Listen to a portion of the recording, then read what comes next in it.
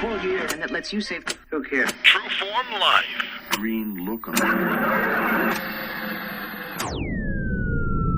Welcome to Exploring Mind and Body with Drew Tadia. Drew is an expert in nutrition, fitness, lifestyle, and more. And he wants to help you live a healthier, longer, and more active life. Now here's your host, Drew Tadia. Welcome to another edition of Exploring Mind and Body.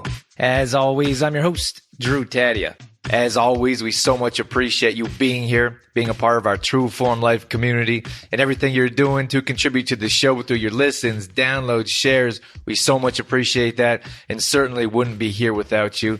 Today we have Kristin Brown coming on for an interview, and she is a fantastic individual. She's fun, energetic, positive, and has tons of valuable information. We're talking all about digestive health. This is such an important topic. We're going to talk about how 70% of our immune system resides in our gut, how our serotonin production resides in our gut as well, not just in our brain. And we're going to go over more basics about digestion and absorption and how you can improve in those areas to improve your health. So sit back and enjoy. We got all that coming up. This is Exploring Mind and Body. Naturally improve your lifestyle one show at a time with your host, Drew Tadia. All right, welcome to another edition of Exploring Mind and Body. Kristin Brown is with us here. She's a registered dietitian. And without further ado, welcome to the show, Kristin. Thank you so much for having me. You're welcome. Are you excited? I'm so excited. I love to talk, and I love to talk about nutrition, and I love to talk about health. So this is perfect. So today we're going to be talking about digestion. Now, we've talked about fermented foods in a past show. I think we've talked about digestion in different ways, but we haven't specifically focused on digestion. So I'm super excited to get into this and share more details, with this topic with our audience. Before we get into that, Kristin, why don't you tell us a little bit about your background and, how you got into nutrition and what you're doing now? Yeah, absolutely. So I have my Bachelor of Science in Human Nutrition from St. FX University. And then after finishing that, I did a 1-year clinical internship with Capital Health. So I had more of like a background in liver transplant and nephrology and diabetes and more of the like acute conditions.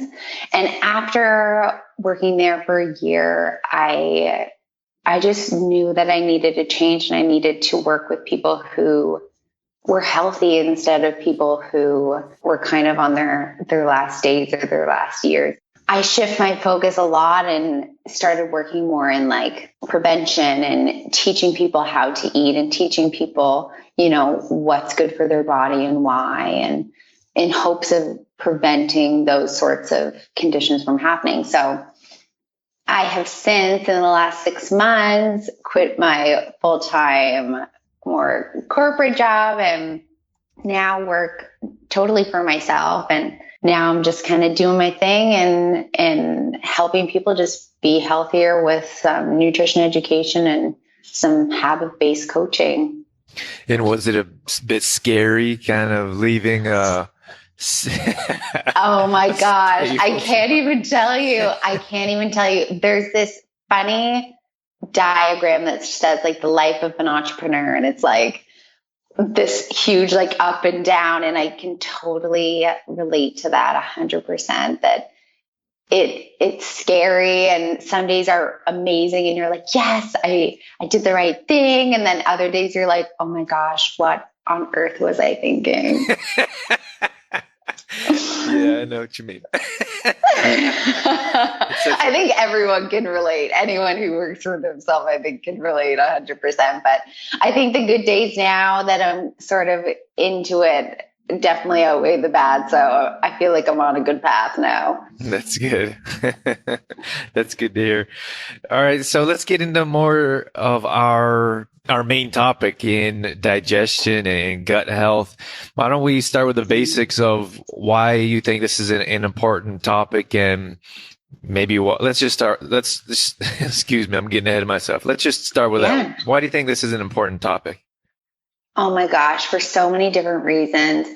Some of the major, I guess probably some of the three main reasons why I focus a lot on digestive health with my clients is one is immunity. Over 70% of our immune system lives in our gut. So if our gut isn't healthy and we don't have a robust population of good gut bacteria, then, our immune system isn't as strong as it could be.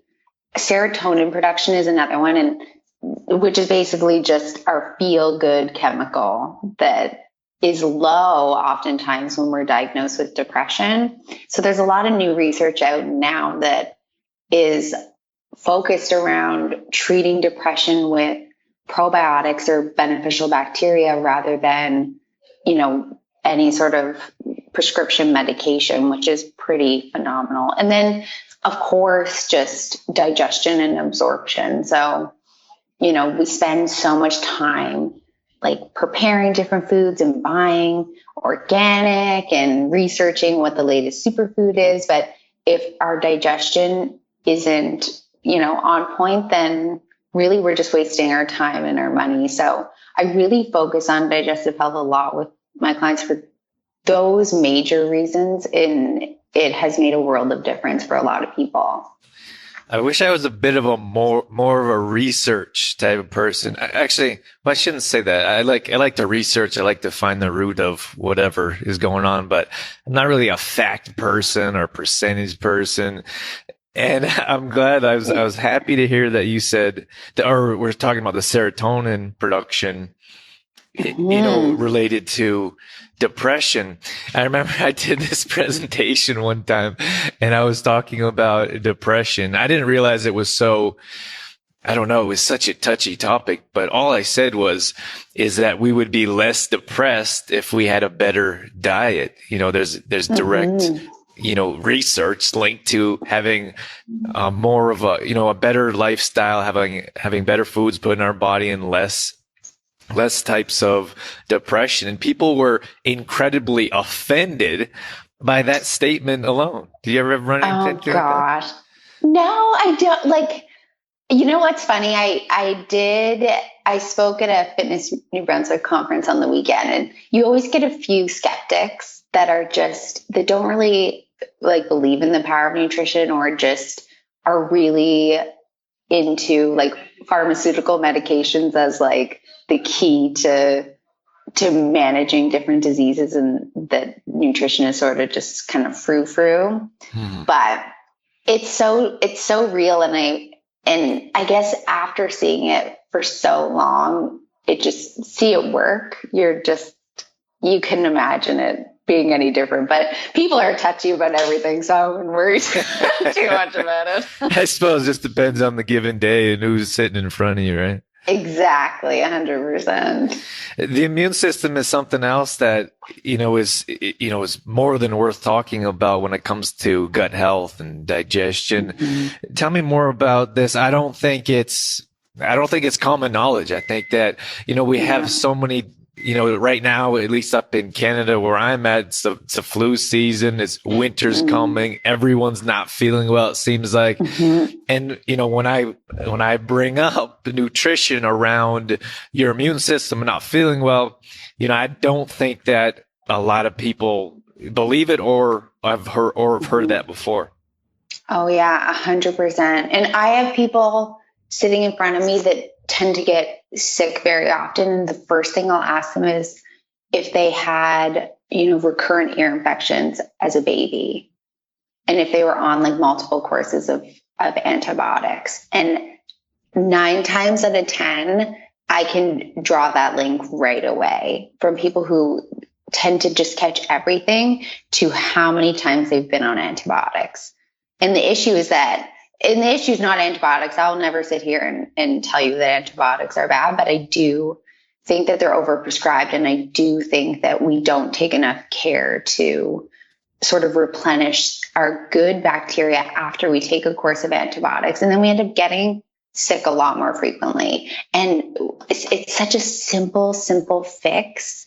And like you probably know, when someone's family physician tells them something, they take it as gold. And I think that having them just mention that, taking a probiotic after they finish their course of antibiotics is going to be beneficial, so many more people would do it. But I think that that's one of the reasons, or one of the things that I tend to see, is that people just take too many antibiotics and then they end up getting sick all the time, even as an adult. It's difficult to deal with when we understand what you could do. And I like how you said earlier about you're more focused on prevention now. And there's so many things that we could do to prevent as opposed to treat. And I think everyone would be healthier as a society if we worked more towards prevention. Mm-hmm. Absolutely. Tell me, let's get into more about digestion and absorbing your food, and maybe some of the things that we can do to digest our food at a more efficient rate. Yeah, absolutely. So there's so many simple things that make a huge difference. And the biggest issue is that on my questionnaire, when I first meet with clients, I have a whole section on digestive health and, are you experiencing bloating or gas or constipation or diarrhea? And I would say 99% of my clients would tick at least a few of those boxes. So it's so incredibly common, but we just brush it off as being, not important at all.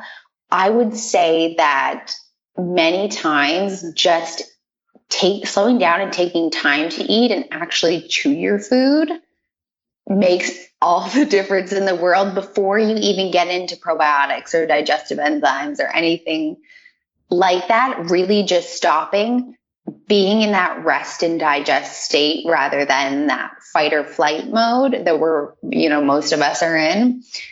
The issue is that we sit down and maybe if we're having breakfast, we're on our phones or we're on our computers or we're reading, the newspaper or watching TV.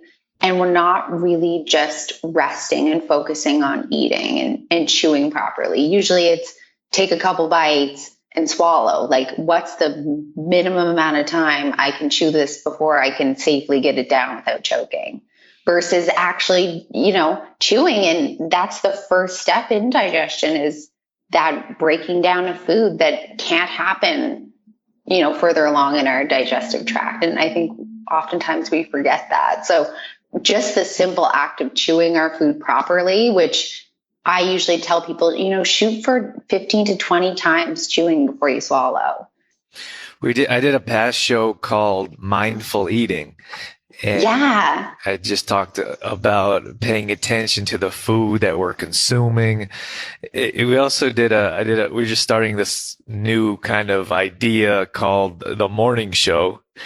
And that was another topic. It was a topic that was kind of a fun fact where I eat super slow, and I don't know where that came from, but usually when I'm sitting across from someone, or if I'm sitting, with someone, or if we're eating together, I'm not even halfway done, and whoever I'm sitting across from is, cleaning off their plate. Right. Totally. And I think it's the same way if you go out for dinner, or if you're sitting around with friends, or maybe someone's just going to the drive-thru to get as much food in as possible because they have limited time. I mean, it's so difficult for our bodies to digest all that food when we're eating it so quickly.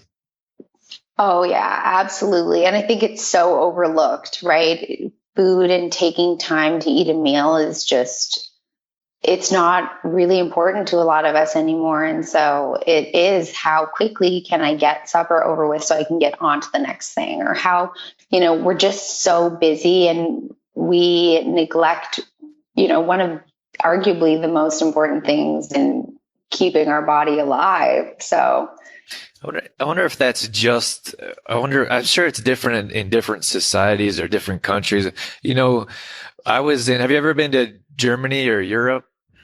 I've been to Europe. I haven't been to Germany. Okay.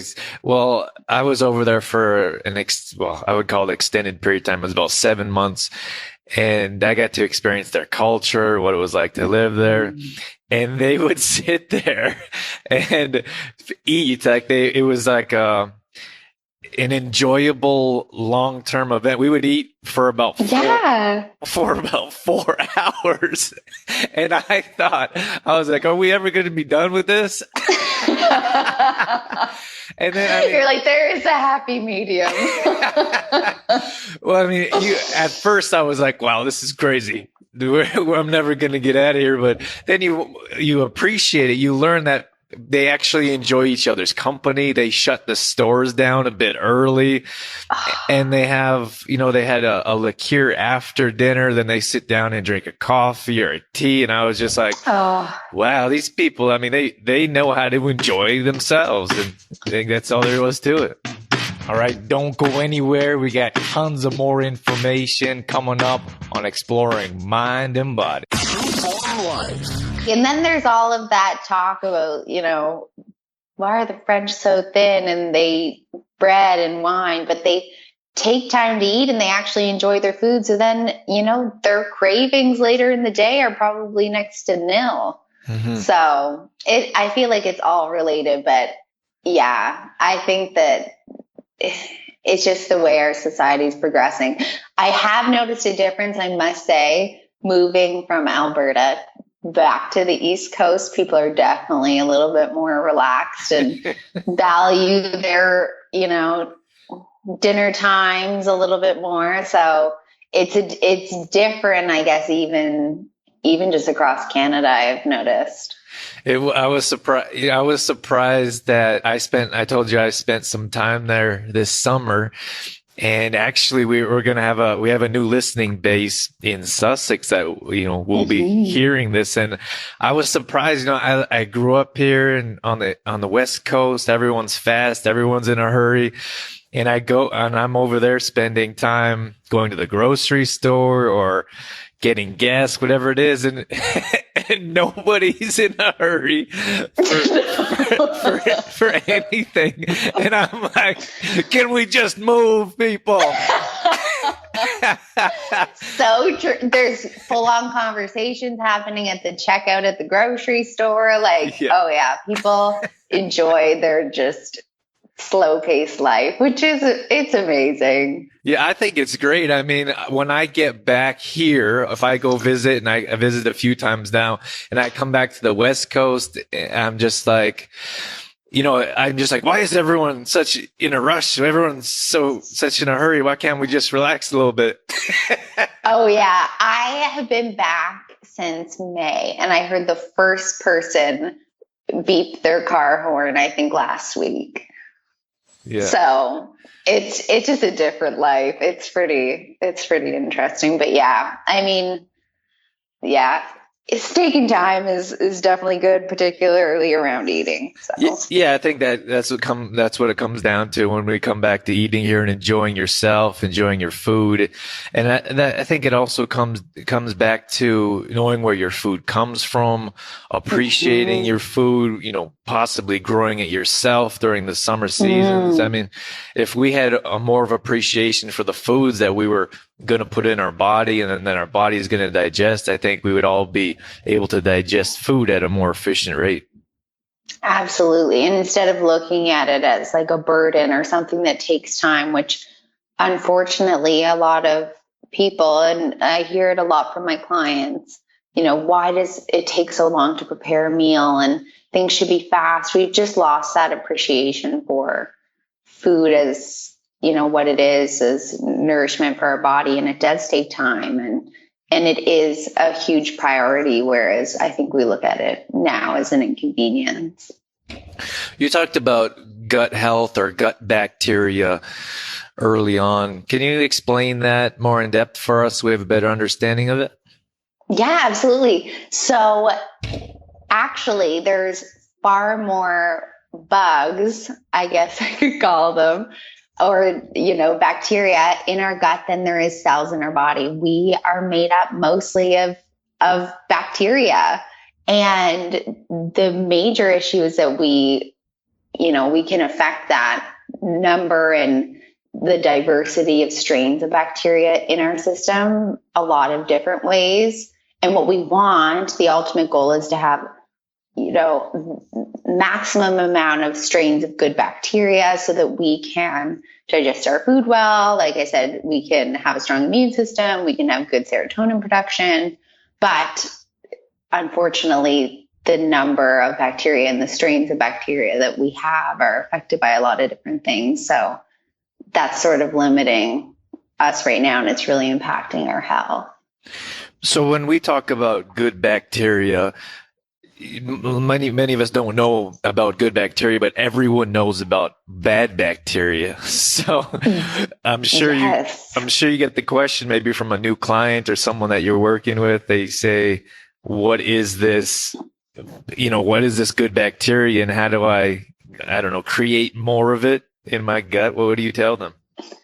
I would say, linking it back to including more fermented foods in their diet, if they have some more serious digestive issues, so if they have chronic constipation or they have, pretty persistent diarrhea, then I will recommend recommend them going more of like a probiotic route and really picking the strains of bacteria that they include. So this may not mean anything to anyone, but Lactobacillus rhamnosus is really, really good for diarrhea, and I see that work a lot in my practice. But really being selective in the strain of bacteria that you try to reintroduce to make change to your digestive symptoms. But in a general, fairly healthy person, incorporating fermented foods on a regular basis, every day would be fabulous, but a few times a week would be good as well,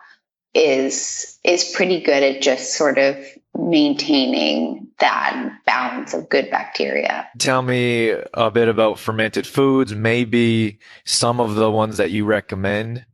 So fermented foods are obviously just foods that contain a lot of good bacteria. So one of the ones that are most common and that most of us think of when we think of probiotic rich foods would be like yogurt, but that one definitely isn't my favorite because a lot of people don't really do well with a lot of dairy. But some of my favorite options are kombucha. And there's this fabulous fermented coconut water that I cannot for the life of me find on the East Coast. And now I'm so sad because they have it pretty much everywhere in Alberta. It's fermented coconut water. It's called Kavita, and it tastes amazing. It tastes like a sparkly juice, but it's, all natural, full of bacteria, probably, arguably one of the healthiest habits we can get into is incorporating those drinks into our diet on a regular basis. But I'm going to go and look for that. I haven't heard of it. Oh my gosh, Drew, it's so good. If you get one, the mango coconut flavor is amazing. Okay, I'll send you one. Yes. Yeah. Oh gosh. Oh, it is good. I'll be interested to hear what you think. I actually make my own fermented foods myself. I make my own kombucha. Good. Do you make your own sauerkraut too? I don't, but I have made kimchi before. Oh, good. Yeah, so good. It's always new. It's always exciting. I think within our membership group, we ferment foods ourselves. So we talk about, I don't know if this is the common name for it or if there's a uniform name for it, but it's called a ginger bug. And that's I've never heard of that. Okay, well, this probably the simplest form I've ever heard of is fermenting your own food. Or drink. It's just raw sugar and ginger with water. And that's pretty much it. You do 2 tablespoons of raw ginger, 2 tablespoons of raw sugar for 3 consecutive days. And I put that in just a smaller mason jar. I leave the lid on tight, and then it starts to ferment and carbonate at the same time. Okay. And that's one of my favorites, easiest. That's without, I also have a SCOBY and some kefir grains, but that's the easiest and simplest way that I can explain to our members and to anyone listening how to ferment your own drink. Oh my gosh. So then you would just drink that gingery juice, like whatever is kind of left there. I do. You can put it in tea. Like if you have a morning tea, you can put a couple ounces in there. I drink a small cup right in the morning. So the first thing I do when I get up is I enjoy this. I love it. I always look forward to it. And then I just gets my gut ready for food. Then I usually have a green smoothie and then whatever my breakfast is, like maybe some homemade granola. Oh, nice. I'm going to try that. You should. You have to let me know how it goes. Oh, I will. Okay. So we talked about antibiotics a bit. Why do you recommend probiotics after antibiotics? Can you tell us about that? Yeah. Well, antibiotics are, effective and they kill the bad bacteria in our system, but they also unfortunately kill off a lot of our good bacteria as well. So that leaves us susceptible to have overgrowth of bad bacteria. It kind of throws off the balance of good and bad bacteria because although, I say bad bacteria, we still need a little bit of it in our system. We just need it to be, in a proper balance so that we have, majority good bacteria, which gets killed off by antibiotics. So we need to have that antibiotic or that probiotic right after we finish our course of antibiotics to make sure that balance is still in check. Kristin, tell me more about your website, where our listeners can find you at, and what you're doing in the future so we can get excited about it. Yeah, absolutely. So you can find me over at groundedhealth.ca. I blog there.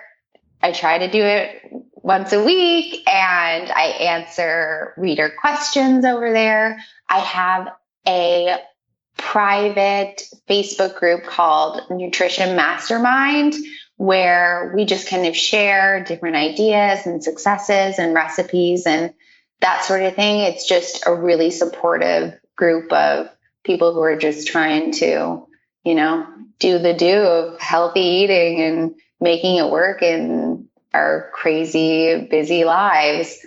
But I am launching my second round of the online 12-week program that's all based on habit change starting the first week in January. So I will be finishing up with my first group the first week in December. So if you have any questions about that, don't hesitate to shoot me a message and hopefully you find some of my blog posts interesting and informative and you can take some of those little nuggets and incorporate them into your daily life.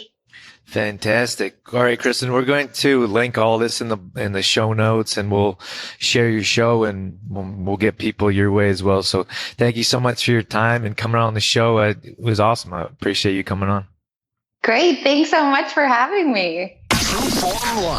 All right, that's going to wrap things up for this edition of the show. Thanks so much for sticking around till the end. Hope you enjoyed those tips and suggestions. I told you Kristin was a pleasure. As you just heard, it's so important to take care of our gut through fermented foods, mindful eating, paying attention to what we're putting in our body. This makes such a big difference in our health. I can't say enough about it, especially from the experience not only that I had, but the experience that we see in our monthly membership all the time through improving our gut health. It's clear night and day once we start paying attention to that good bacteria, how much our health and lives improve. I'm going to leave you with that. Check out Kristin Brown's website. She actually has a fantastic website. I highly recommend going over and seeing what she has going on there. That's at groundedhealth.ca. And if you want more details as to what we're up to, head over to trueformlife.com. We have all kinds of exciting things going on. Of course, we have our monthly membership. We have our free 10-day fitness challenge. And we're super excited about our new morning show that we've just launched too. So check it out at trueformlife.com. Once again, thank you so much for being here. We couldn't do it without you. That's it. That's all I got. I'm out of here. As always, I'm your host, Drew Tadia, in health and fitness for a better world. Thanks for listening.